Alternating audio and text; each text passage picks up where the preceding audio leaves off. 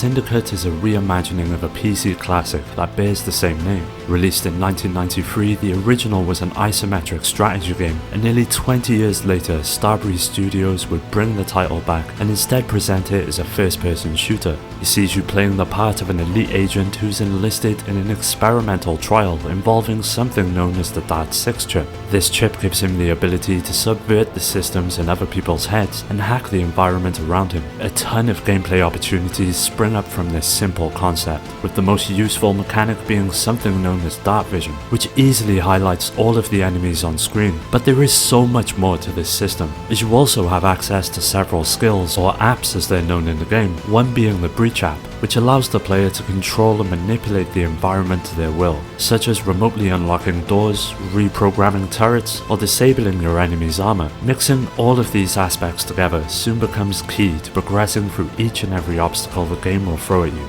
Thanks to the pretty robust upgrade system as well, you'll always be coming across new abilities that help the gameplay remain fresh. Taking out high-profile targets allows you to gruesomely extract their chips and use them to upgrade your health, accuracy, the length you can use your dark vision, and a whole range of other unique expertise. Like I mentioned before, it's not the best shooter on the system, but if you're looking for something accessible and most importantly enjoyable, Syndicate is a great option.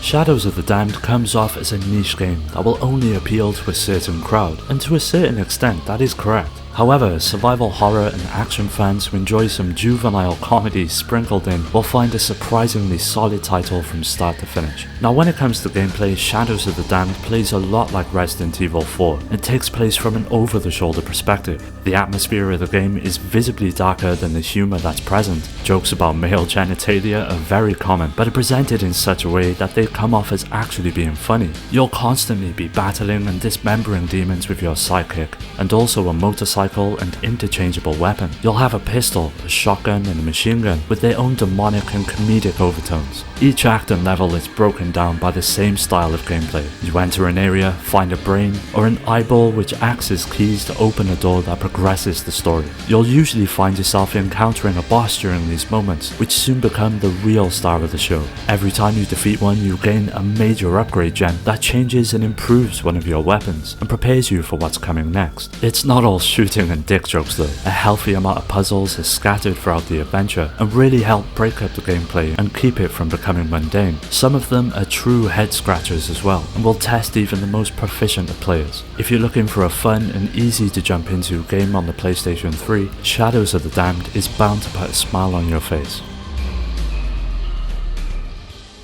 Bizarre Creations have always been well known for the various racing games they've developed. From the likes of Project Gotham to the Dreamcast classic MSR, they have always been masters of their craft. Blur takes the most popular licensed vehicles and allows you to race them against other competitors, however with the added bonus of collecting power-ups, very much in the vein of Mario Kart and using them against your opponents to win the race. Now the career mode is where most of the action takes place. You progress through it by taking part in several events and completing milestones to unlock the next tier. Each tournament has a number of events you must complete before earning the right to race the leader and win their car. Most of them are standard circuit races, but there are some driver duels, time trials and destruction events that task you with destroying other cars. Thanks to this variety, making your way through the career mode soon becomes an absolute blast. There are also minor goals in each event. Gaining fans is one of the most important, as they are essentially the point system for this game. Players can accumulate fans by shooting up the competition, driving stylishly,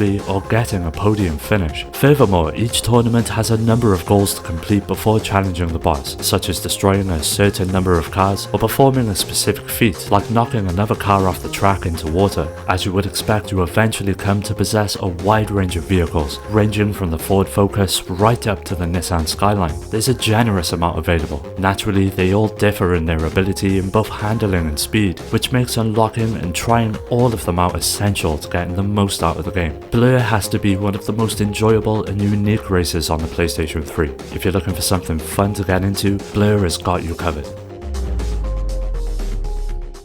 Binary Domain is a science fiction, team-based third-person shooter, a bit like Gears of War, except set in the future of Japan where an organization who produces robots are committing serious crimes. As the player, you take up the fight as Sergeant Dan Marshall and are sent in to bring those responsible to justice. Now, third-person shooters are a dime a dozen, but what helps binary domains stand out is a unique mechanic known as the trust system. Now, unlike various trust systems that have existed in the past, such as the trust commands in the Oddworld series, Pokemon not respecting you until you attain a certain badge, or the numerous RPGs where party characters who have issues with the protagonist will do whatever they want, binary domain's trust system is varied and diverse. It sees you commanding your teammates, and depending on how you treat them can affect the outcome of the entire game. Each command is handled with a simple button press, but can also be done by issuing voice commands, but I do not recommend playing this way, as the game has a tendency to not always understand what you're trying to say. Of course, without solid gunplay to back up this system, binary domain would fall flat on its feet, but it's safe to say the minute-to-minute gameplay is engaging and rewarding. Darting in and out of cover as you take on the onslaught of threats is such a satisfying feeling, and of course you have many options when it comes to doing so. There's a healthy amount of weapons in the game, which can all be upgraded through a shop that you gain access to at the end of each mission. Each action you carry out will net you points, which can be spent here on a whole variety of different items that will help your cause.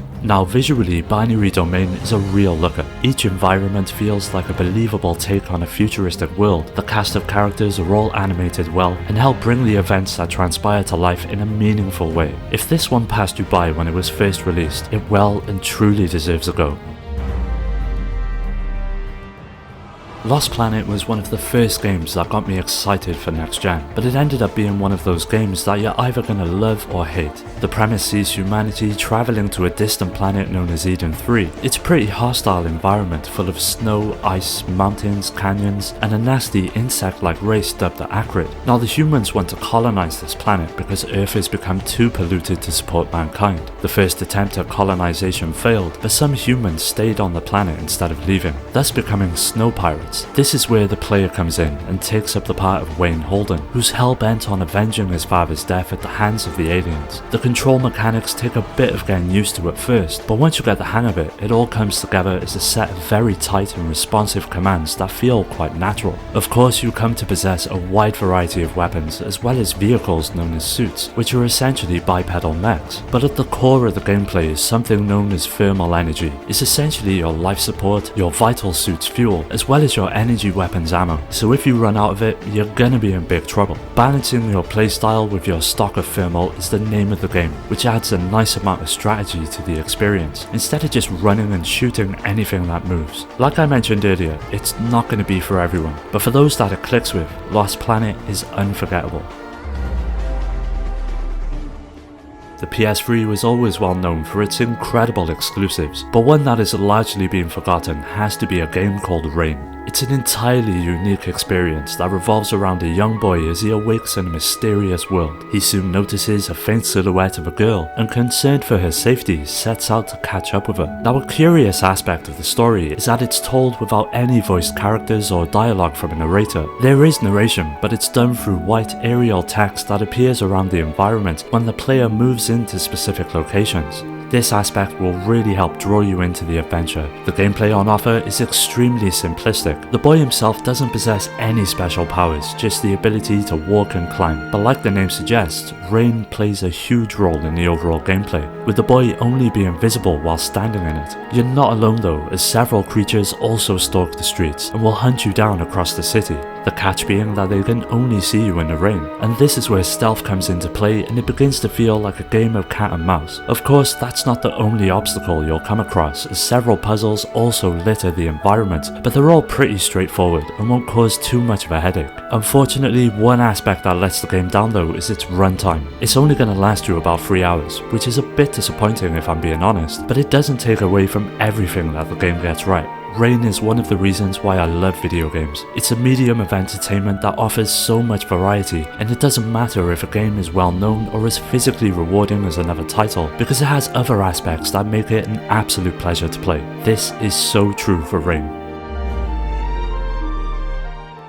The PlayStation 3 was home to many quality platformers, but one that never got the recognition it deserved has to be Alice Madness Returns. Her journey is essentially the tale of her struggling to live with her shattered life and recover her memories, which the game does a great job of showcasing, and sprinkles well-produced cutscenes throughout to depict its narrative. The story soon becomes one of the best parts of the adventure, and when it comes to gameplay, you will find and use an assortment of weaponry. Alice of course has her signature knife, but is also armed with a pepper grinder which acts like a machine gun, a hobby horse which plays the role of the most powerful weapon, and lastly a teapot which allows the player to take on enemies from even greater distances. Switching between these weapons is extremely easy, and due to them all having their own distinct advantages, utilizing each of them in battle is absolutely essential, especially during some of the more intense boss encounters which soon become a real highlight of the adventure. Now the platforming in the game is fairly standard. Alice has a very generous triple jump accompanied by the ability to float, giving you quite a range when it comes to jumping. It really comes in handy when exploring and trying to locate the huge amount of collectibles that litter the environment. It's not all sunshine and rainbows though. I'm not gonna lie, Alice Madness Returns could have done with some more time in the oven. The visuals suffer with an unhealthy amount of tearing, and at times it can become troublesome, but not to the point where it becomes unbearable, but it's worth mentioning nonetheless. If you're looking for a great platformer to get stuck into on the PlayStation 3, Alice Madness Returns is well worth checking out, despite the several aspects that keep it from achieving greatness. Asura's Wrath draws its inspiration from Hindu mythology about gods combating demons in order to keep balance between what essentially equates to the world and heaven. You take on the role of Asura, who is one of the guardian generals fighting the demons alongside his siblings who at some point turn on him. Thus comes his wrath, and it only escalates from there. You'll fight your way through waves of different enemies ranging from demonic elephants, statues toting miniguns, and the gods themselves as you exact your revenge upon anyone and everyone. Now Asura's Wrath draws from a multitude of genres, ranging from rail shooters to third-person action, and quite a few quick-time events sprinkled throughout. And whether you're jumping around, punching everything in sight, flying through space on a motorcycle, shooting whatever comes your way, or responding to QTEs, everything is extremely well done. Asura has a very simple combat system at its disposal, utilizing a light attack for combos, heavy attacks that take time to recharge, projectiles and jumping along with counter attacks, as well as a parry and varying dodge maneuvers that help with defense. As I said, the combat system is simple, and to some this may be a bad thing, but I see it as a good one. When you have short bouts with multiple enemies, the last thing you want to do is micromanage your skills every time. Furthermore, not every game needs to have an overly complicated combat system all in its own, especially when it can have many other things that define it. The whole presentation is very well done, and whether you're a fan of action games or anime, you're sure to get some enjoyment out of it. And if you happen to be a fan of both, well, Asura's Wrath will certainly be right up your street.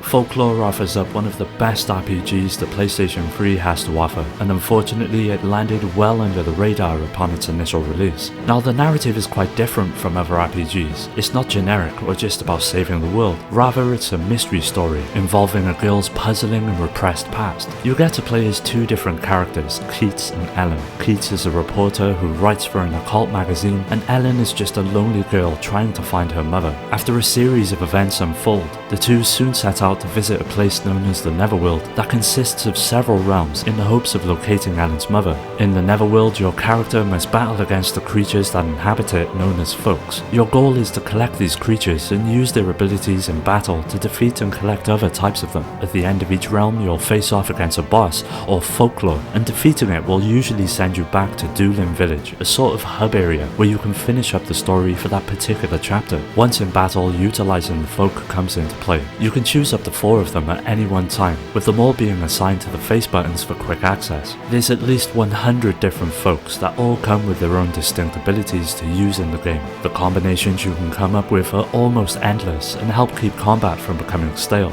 Naturally, with it being an RPG, each of your folk can be leveled up and fully customized to your specific style of play. This really comes in handy when building the perfect team that are fit for anything the game throws at you. Visually, whilst not the best looking game on the PlayStation 3, Folklore is certainly one of the most artistic. Matching this is the individual enemy and character designs that fit well with the subject matter and atmosphere that the game creates. If this one passed you by back in the day, it well and truly deserves a playthrough, especially for fans of RPGs.